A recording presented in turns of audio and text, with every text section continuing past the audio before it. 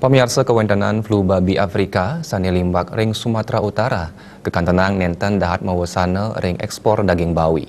Pemerintah Irika talar sampun ngemusnahang bawi sani kekeniang virus.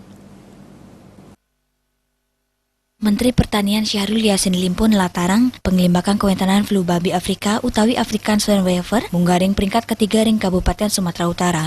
Manut Dani, kewentenan virus inucap nenten dahat mawasana ring widang ekspor daging bawi. Virus flu babi Afrika nenten sidak keterkayang penglimbakan nipun kejantenang virus inucap durung limbak ring Indonesia. Sing.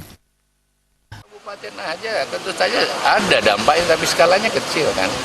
Paling Nilainya berapa Pak? masih terlalu teknis kalau gitu. Enggak perlu kok khawatir kalau itu. Kita sudah tangani dengan baik karena kalau kalian blow up nanti dianggap seluruh Indonesia. Kalau ini kan babi itu lebih banyak kita ekspor keluar daripada konsumsi kita. Nah itu.